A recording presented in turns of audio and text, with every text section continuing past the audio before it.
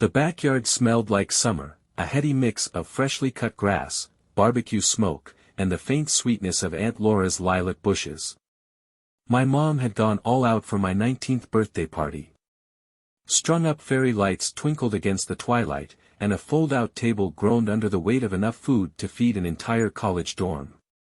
Friends, neighbors, and family were scattered around in clusters, chatting and laughing. It was supposed to be perfect. Except it wasn't. Because Sophie was here. "Emma, babe, smile a little. It's your party." Sophie's voice rang out like a bright, artificial chime as she swept past me. She wore a cream sundress that was just casual enough to not upstage me, but fancy enough to demand attention. Her blonde hair was curled in loose waves, and a pair of sunglasses perched on her head like a tiara.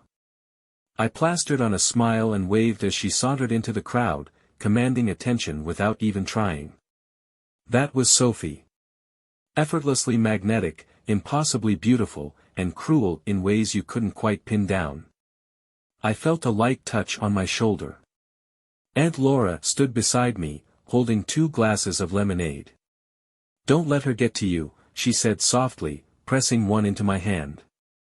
"I'm fine," I lied, taking a sip. The tartness made me wince. "It's just one night." Laura frowned.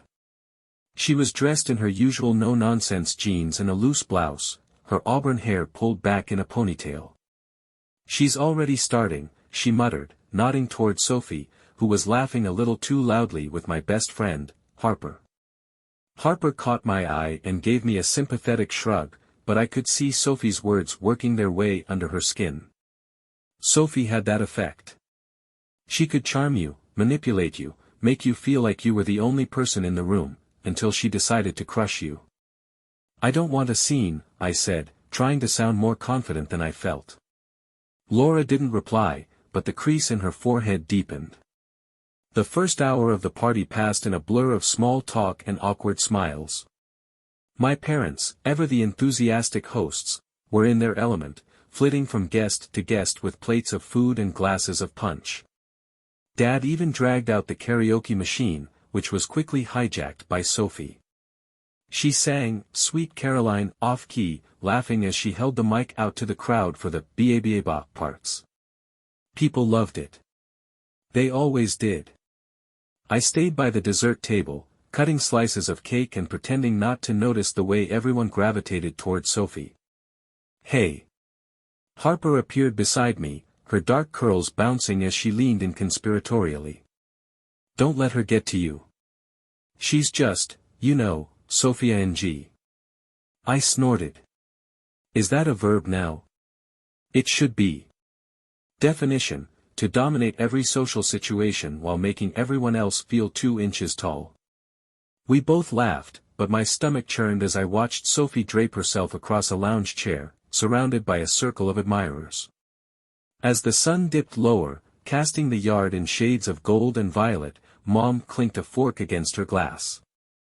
"All right, everyone, quiet down," she called, beaming. "It's time for the birthday speech." I froze. "Speech?" Sophie sprang up before I could process what was happening. "I'll do it," she chirped, grabbing the mic. "Oh no," Harper muttered under her breath. Sophie stood in the center of the yard, bathed in the glow of the fairy lights. "Ladies and gentlemen," she began, her voice lilting with fake sincerity, "we are here tonight to celebrate my wonderful, amazing little sister, Emma." Applause rippled through the crowd. I felt my cheeks burn. Well, she's something, isn't she?" Sophie continued, flashing her dazzling smile. "Quiet. Sweet. Always working so hard to be, adequate." A nervous laugh rippled through the crowd. My heart sank. "But really," Sophie went on, "isn't it incredible how far she's come? I mean, not everyone can turn a lifetime of mediocrity into, well, slightly above mediocrity." The laughter was louder this time. I saw my dad's smile falter, his eyes darting to me. Mom was frozen, holding her glass like a lifeline. And let's not forget, Sophie said, her voice dropping to a conspiratorial whisper, why Emma's even here with us today. It's because someone decided to take pity on her. That's right, folks. She's the ultimate charity case. The yard fell silent. Sophie's smile widened, oblivious, or maybe indifferent, to the stunned expressions around her. So, let's all raise a glass to Emma. Proof that even losers can find a home if someone's feeling generous enough. The mic clattered to the ground as I turned and ran. I didn't stop until I reached the side of the house, where the shadows swallowed me whole. My chest heaved as I leaned against the cool brick, tears spilling over before I could wipe them away. Emma? Laura's voice was soft, hesitant. I didn't turn around. Just. Leave me alone, I choked out. She didn't. I heard her footsteps crunch on the gravel as she came closer. You don't have to listen to her, Laura said, her voice trembling. She's just. Just what? I snapped, spinning around. Mean. Cruel. A horrible person. I know that already, Laura. She flinched, and for a moment, I thought she was going to leave. But then she sighed, her shoulders slumping. She doesn't know the whole story, she murmured. What story? I demanded. Laura hesitated, her lips pressing into a thin line. Not here, she said finally. But soon. I promise, Emma. You deserve the truth. Her words left a hollow ache in my chest, but before I could respond, Mom's voice called from the yard. Emma. Come back, honey. Let's cut the cake. Laura gave me a sad smile. Go on. We'll talk later. I wiped my face, squared my shoulders, and forced myself to return to the party. But something had shifted. Beneath the shame and anger, a new emotion simmered, curiosity. What didn't Sophie know? The cake was red velvet, my favorite, and it should have been a comfort. But as I sat at the head of the table, flanked by my parents and surrounded by awkwardly quiet guests, the sight of it made my stomach twist. Smile, Emma, Mom whispered, her voice strained. Let's not let one little moment ruin your night. One little moment. Sophie had dragged me through the mud in front of everyone I knew, and Mom was acting like it was just a slip of the tongue. Make a wish, someone shouted. I leaned forward, staring at the tiny flames dancing on the candles. The air buzzed with forced cheerfulness, everyone pretending the speech hadn't just happened. My eyes flicked to Sophie, who sat at the far end of the table with a satisfied smirk. I blew out the candles in one angry puff. The guests lingered after the cake, chatting in low tones as the tension slowly dissipated. Sophie had gone back to the karaoke machine, belting out a dramatic rendition of Someone Like You, by Adele, as if she hadn't just publicly humiliated me. I stayed in the corner, nursing a lukewarm soda while Harper and Laura hovered nearby. Okay, but can we talk about how everyone just let her say that? Harper said, her voice rising. Like, hello. That was insane. I don't want to talk about it, I muttered. Laura, standing stiffly with her arms crossed, looked like she wanted to say something but held back. She's just jealous, you know, Harper continued, ignoring me. Sophie loves being the center of attention. You're the birthday girl, so obviously she had to. Harper, I interrupted. Can we not? She blinked, taken aback. Fine.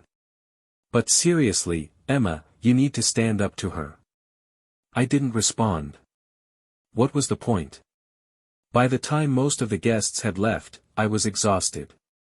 I helped Mom and Dad clear the plates, my movements mechanical as I stacked cups and napkins into the trash. Sophie breezed past me, her perfume wafting in her wake. Great party, Em, she said with a wink, as if she hadn't just wrecked my night. I dropped a plate into the trash with more force than necessary. Dad approached, putting a hand on my shoulder. Hey, he said gently. Are you okay? No, I replied flatly. But thanks for asking. He winced. Look, I know Sophie's difficult. But she loves you in her own way. Really? I snapped. Because it seems like her way of loving me involves calling me a loser in front of everyone. Dad sighed, glancing toward the house where Sophie was now holding court in the living room. We'll talk to her, he promised. But don't let her ruin your night, okay? You're better than that. I wanted to argue, but I was too tired. Later that night, after the house had quieted down and the guests were gone, I sat on my bed scrolling aimlessly through my phone. Harper had sent a dozen texts ranting about Sophie, each one angrier than the last. I couldn't bring myself to respond. A soft knock at the door pulled me out of my daze. Come in, I said, expecting Mom or Dad. It was Sophie. She leaned against the doorframe, her makeup slightly smudged but her confidence intact. Hey, she said casually, as if we hadn't just endured the most awkward birthday party in history. What do you want? I asked, my voice cold. She stepped inside, shutting the door behind her. Look, I just wanted to say.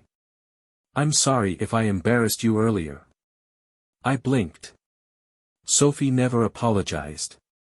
Really? I asked skeptically. She shrugged, flipping her hair over her shoulder. Yeah. I mean, you know how I get when I'm on stage. I wasn't trying to be mean. You called me a loser, I said flatly. Her smile faltered for a moment before she recovered. It was a joke, Em. Don't be so sensitive. I stared at her, trying to decide if she was genuinely apologizing or just trying to absolve herself of guilt. Whatever, I muttered, turning back to my phone. She hesitated, then sighed. Okay, fine. Be mad. But you're going to have to toughen up someday, Em. Not everyone's going to coddle you like Mom and Dad do. And with that, she left. The next morning, I found Aunt Laura in the kitchen, sipping coffee and staring out the window. Morning, I said, sliding into a chair. She turned to me, her face shadowed with worry. How are you feeling? Like I want to crawl into a hole and never come out, I said honestly. Laura winced. I'm sorry, Emma. I should have said something last night. It's not your fault, I said quickly. She shook her head, her hands tightening around her mug. It's more complicated than you think. I frowned. What do you mean? Laura hesitated, her eyes darting toward the living room where Mom and Dad were chatting quietly. Not here, she whispered. Let's go for a walk. We walked in silence to the park at the end of the street. The early morning air was cool, the ground still damp with dew. Laura led me to a secluded bench under an old oak tree. I've been holding on to this for a long time, she began, her voice trembling. I frowned. Holding on to what? She looked at me, her eyes glassy with unshed tears. The truth about you, Emma. About where you come from. A chill ran down my spine. What are you talking about? Laura took a deep breath, gripping my hand. Emma. I'm your mother. The words hit me like a physical blow. For a moment, I thought I'd misheard her. What? I whispered. I was 19 when I had you, Laura said, her voice breaking. I wasn't ready to be a mother. Your parents, they were my sister and her husband, and they wanted a baby so badly. I thought I was doing the right thing. My head spun. The ground felt unsteady beneath me. You're saying, you gave me up? To Mom and Dad? Laura nodded, tears spilling over. I never stopped loving you, Emma. Not for a second. But I thought they could give you a better life. I pulled my hand away, standing up abruptly. You're telling me this now, after 19 years? I didn't know if I should, Laura admitted, her voice shaking. But after what Sophie said last night, I couldn't keep it from you anymore. Sophie. My chest tightened as a new wave of anger surged through me. Sophie knew. That's why she was always so cruel, so condescending. She'd known the truth about me all along. Did Sophie know? I demanded. Laura's eyes widened. No, she said quickly. No one knew. Not even your parents. I stared at her, struggling to process everything. My entire life felt like a lie. I need time, I said finally, my voice hollow. I need to think. Laura nodded, her expression crumpling. Take all the time you need. But as I walked away, my mind raced with questions I couldn't escape. Who was I, really? I didn't go home right away. My feet carried me down familiar streets, past rows of white picket fences and neatly trimmed lawns, but everything felt foreign. Laura's words echoed in my head, each syllable pounding like a drum. I'm your mother. I tried to imagine Laura holding me as a baby, rocking me to sleep, singing lullabies. It didn't fit. She was my aunt, reserved, dependable, always in the background. How could she also be my mother? And what did that make Mom and Dad? By the time I returned home, it was late afternoon. The house was quiet, the remnants of my birthday party cleaned up and packed away. I found Mom in the kitchen, scrubbing the counters with unnecessary force. Hey, I said cautiously. She turned, her smile too bright, too forced. Hi, sweetheart. Did you have a nice walk? It was, fine. Good, she said, turning back to the counter. Dinner's at 6. Your dad's picking up takeout. I hesitated, watching her scrub the same spot over and over. Mom, can we talk? She froze for a moment, then slowly set the sponge down. Of course. What's on your mind? I opened my mouth, but the words wouldn't come. How was I supposed to ask her if she'd spent my entire life lying to me?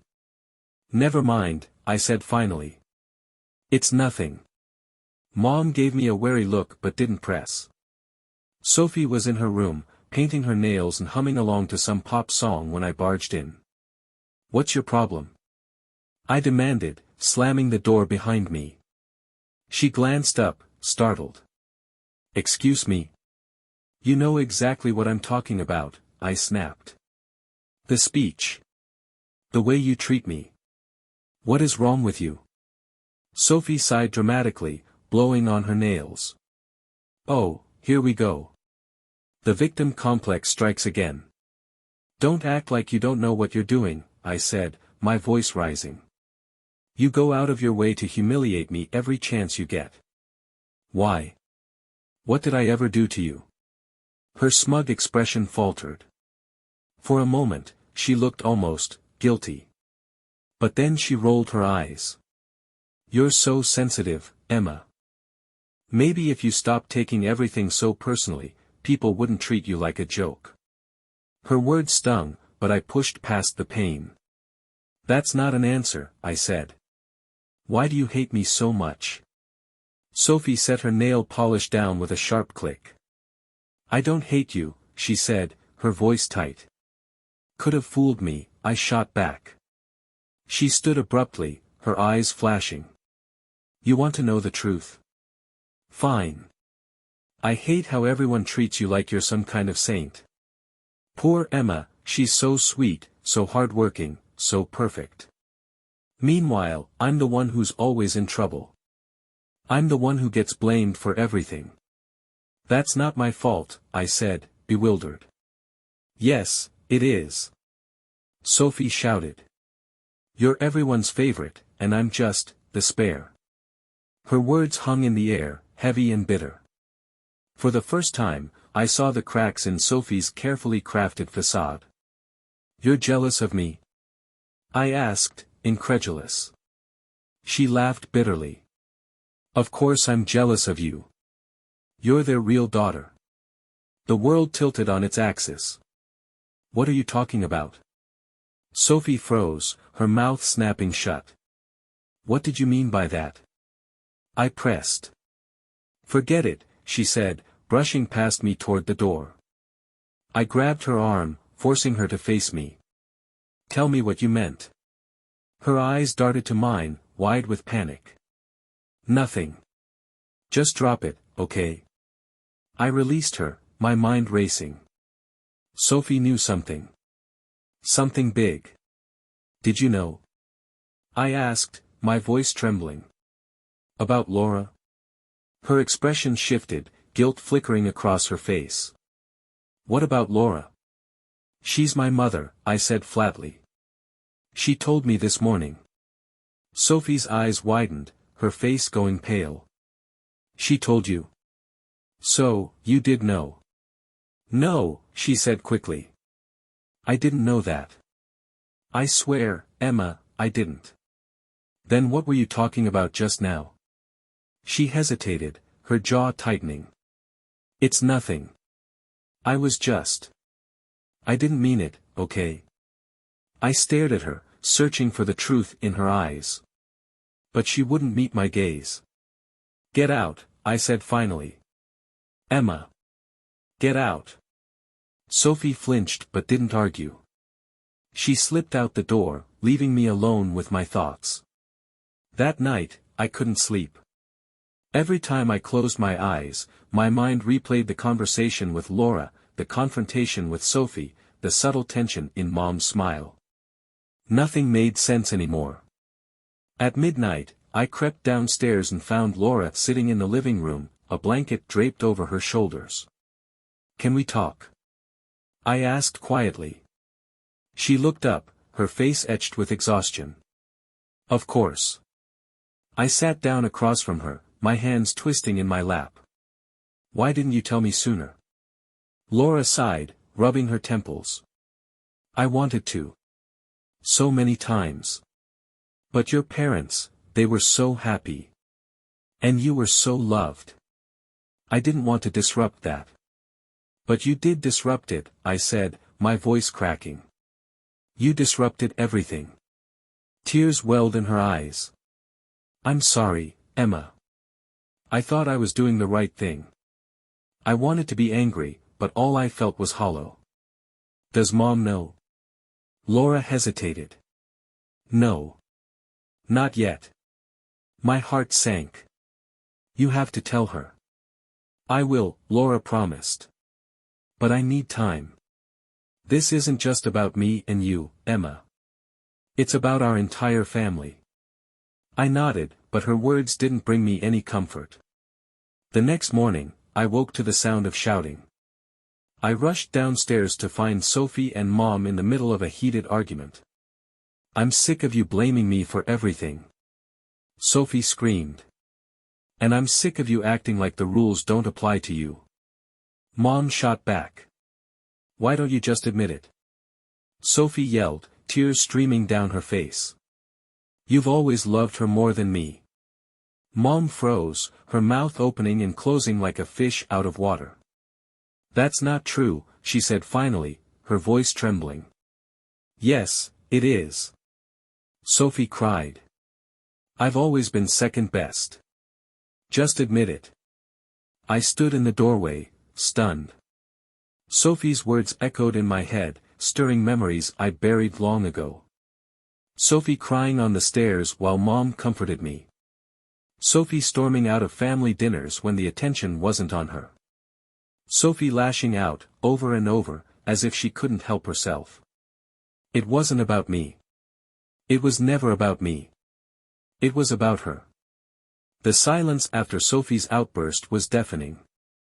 Mom stood frozen in the kitchen, her face pale and lips trembling, while Sophie stood on the other side of the counter, chest heaving, her cheeks streaked with angry tears. I stepped forward, unsure if I should intervene or retreat. Before I could decide, Dad appeared in the doorway, his face tight with concern. What's going on? He asked, his gaze bouncing between Sophie and Mom. Sophie laughed bitterly, wiping her tears with the back of her hand.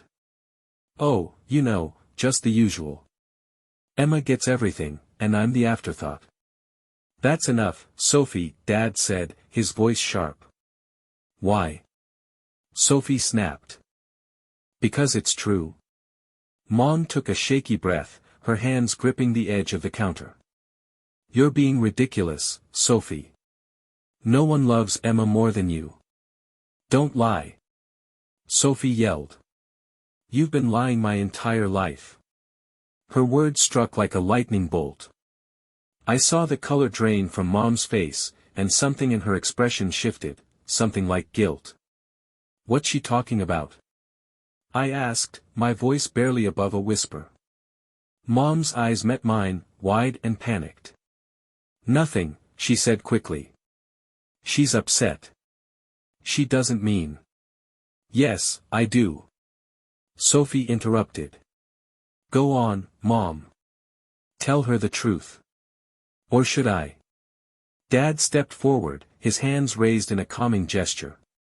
Sophie, that's enough. We've all had a rough couple of days. No, I said, cutting him off. My heart was pounding in my chest, but I forced myself to meet Mom's eyes. What truth? What is she talking about? Mom's gaze flickered to Dad, then back to me. Her lips parted, but no sound came out.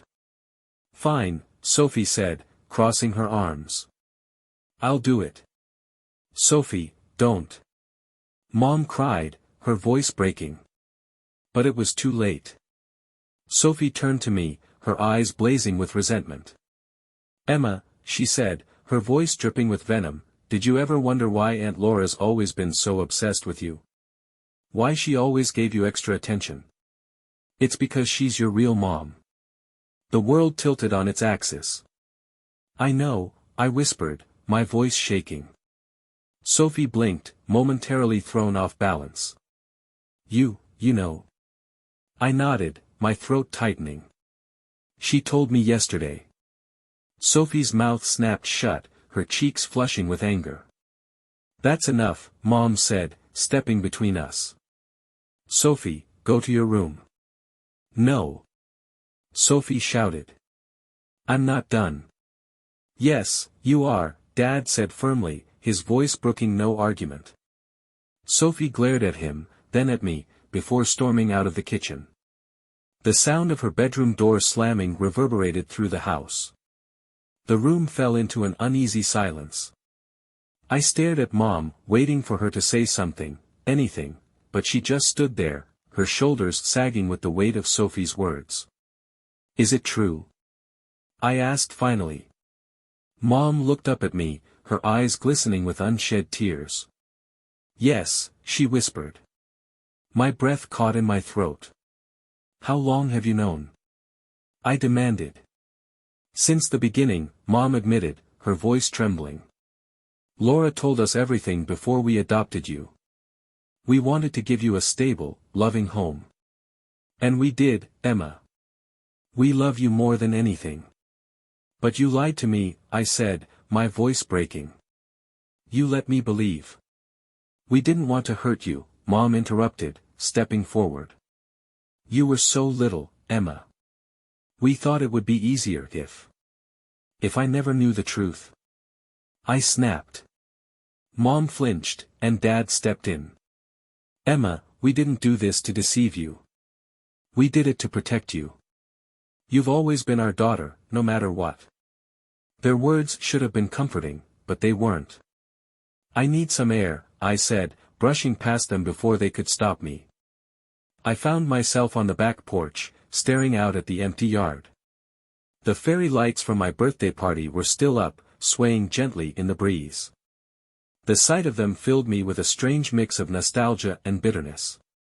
Hey! I turned to see Laura standing in the doorway, her expression hesitant. Can I join you? She asked.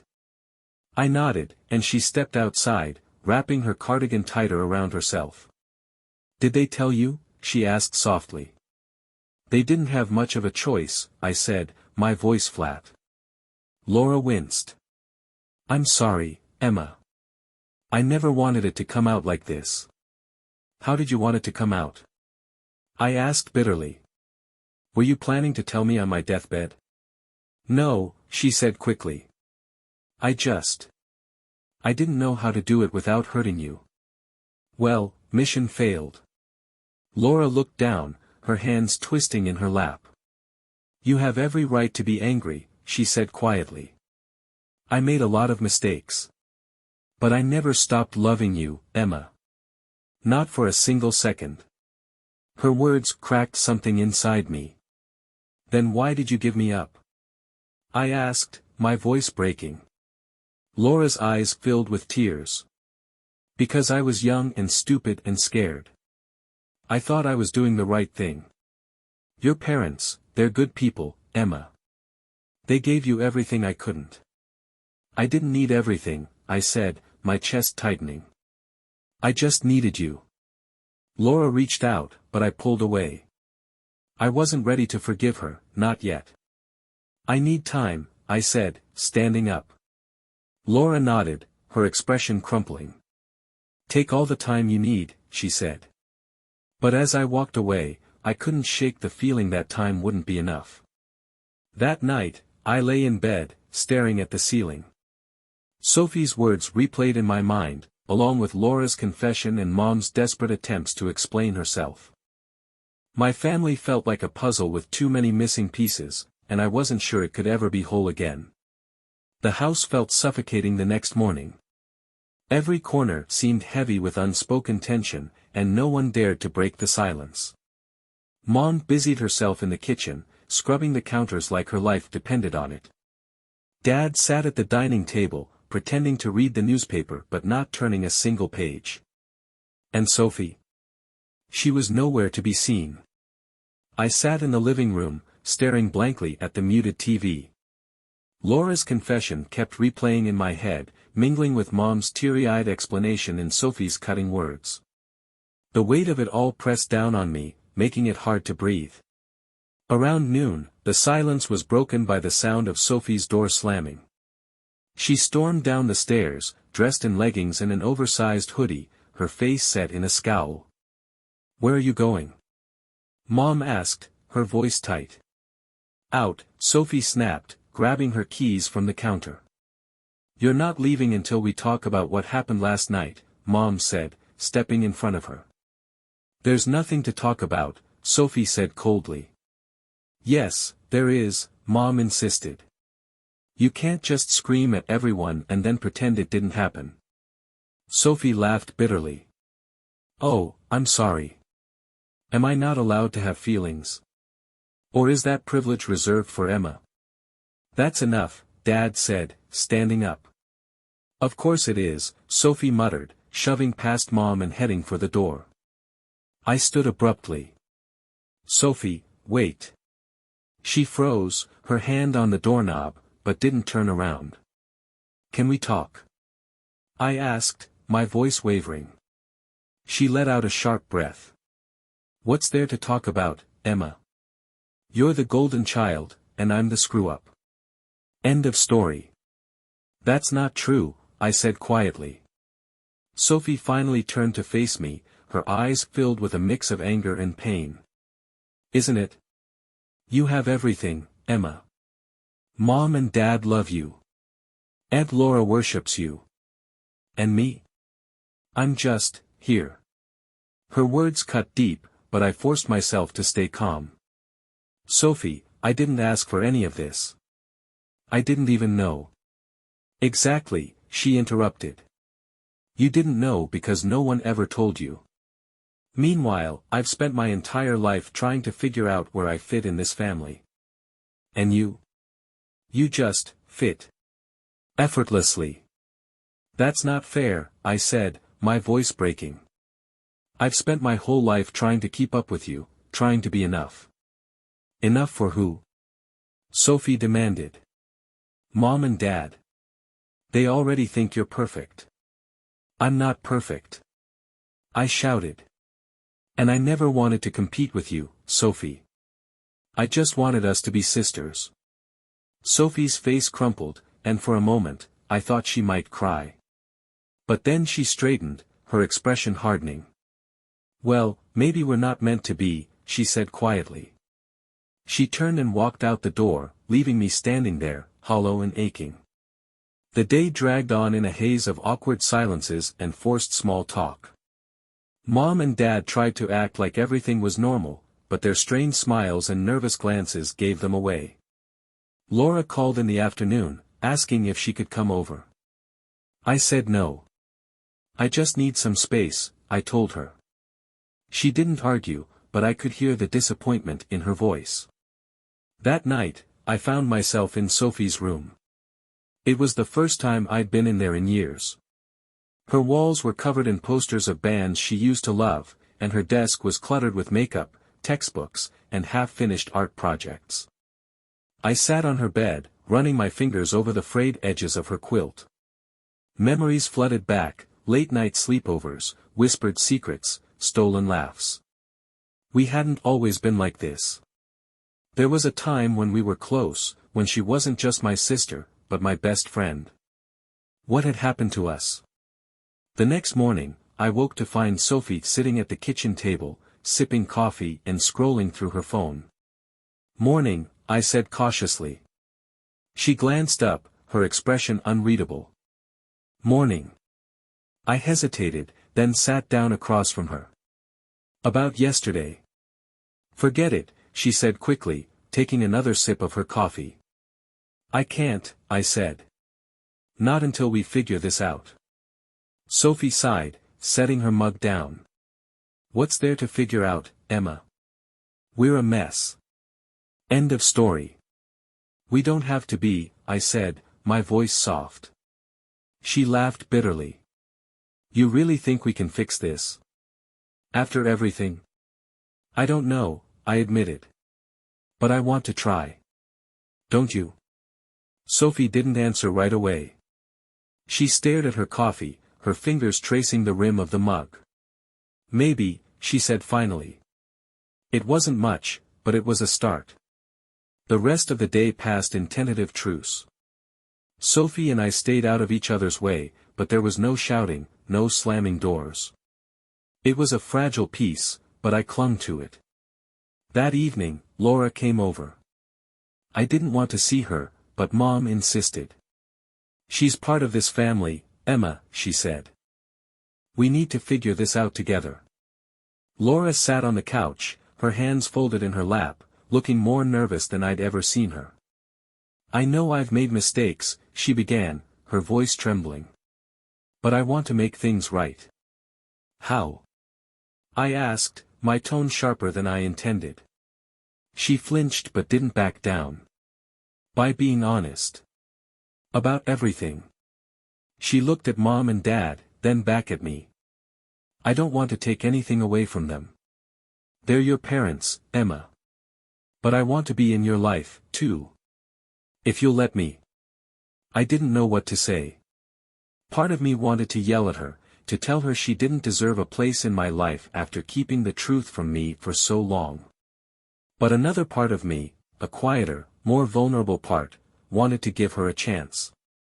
"I don't know," I said finally. "I need time." Laura nodded, tears glistening in her eyes. "Take all the time you need," she said. That night, I lay awake in bed, staring at the ceiling. My family was fractured, broken in ways I wasn't sure could ever be repaired. But for the first time, there was a glimmer of hope. Maybe, just maybe, we could find our way back to each other. The house was quiet the next morning. Too quiet. Sophie had left early for work at the local coffee shop, and Laura hadn't come by again. Mom and Dad moved around like shadows, their words few and their movements tense. It was like we were all holding our breath, waiting for something to give. For once, I wasn't angry, I was just exhausted. By mid-afternoon, I couldn't sit in the silence any longer. I grabbed my keys and drove to the coffee shop where Sophie worked. It wasn't far, just a small place tucked between a laundromat and a florist, but it felt like a world away from the chaos at home. When I walked in, Sophie was behind the counter, her blonde hair pulled into a messy ponytail. She looked up and froze when she saw me. "What are you doing here?" she asked, her voice flat. "Can we talk?" I asked. She glanced at the line of customers waiting to order and sighed. I'm on break in 10 minutes. Wait outside. I waited on a bench near the parking lot, the afternoon sun warm against my skin. Sophie joined me a few minutes later, carrying 2 iced coffees. She handed one to me without a word. Thanks, I said, taking a sip. Sophie sat down, crossing her legs and staring out at the traffic. So, what do you want? I took a deep breath, choosing my words carefully. I don't want us to keep fighting, Sophie. I'm tired of it. Her jaw tightened, but she didn't respond. I know things have been complicated, I continued. But we're sisters. That has to mean something, doesn't it? Sophie laughed bitterly. You think it's that easy? Just say we're sisters and everything's fine. No, I admitted. But I think it's a place to start. She looked at me, her eyes searching mine. You don't get it, Emma. You've always had everything handed to you. You don't know what it's like to feel like you're not enough. Her words stung, but I forced myself to stay calm. I've never felt like I was enough, I said quietly. Sophie frowned. What are you talking about? Mom and Dad adore you. They adore you too, I said. But you've always been bigger than life, Sophie. You're funny, and confident, and everyone loves you. I've spent my whole life trying to keep up with you. Sophie looked away, her expression conflicted. You shouldn't have to keep up with me, she muttered. Maybe not, I said. But I've always wanted to. Because you're my sister. And no matter how much we fight, that's not going to change. For a long moment, she didn't say anything. Then she sighed, running a hand through her hair. I don't know how to fix this, Emma. Neither do I admitted. But maybe we can figure it out together. Sophie looked at me, her eyes glistening with unshed tears. I'm sorry, she said finally. For the speech. For everything. I nodded, my own eyes stinging. Me too. That evening, we sat down as a family for the first time in weeks. Mom and Dad seemed surprised to see Sophie and me laughing together, but they didn't comment on it. Laura arrived a little later, and though the tension in the room was still palpable, it felt less suffocating than before. We need to talk, Laura said, breaking the silence. All of us. Dad nodded, folding his hands on the table. I think that's a good idea. Laura turned to me, her expression solemn. Emma, I want you to know that I'm not here to take anything away from you or your parents. I'm just here to tell you the truth. I nodded, my chest tightening. I made a lot of mistakes when I was younger, Laura continued. But giving you to your parents wasn't one of them.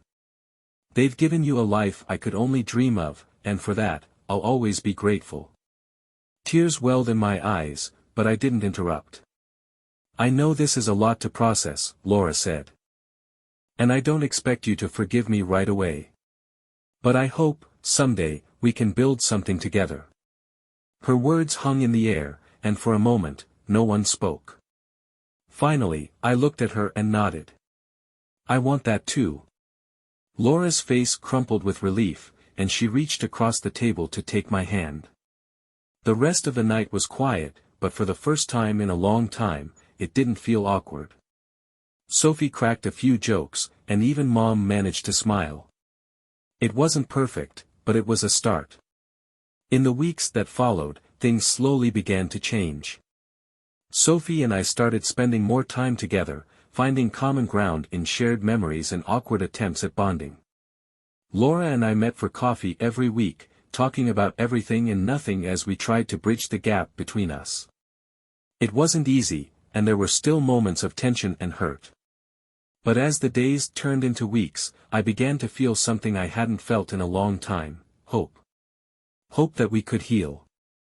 Hope that we could be a family again.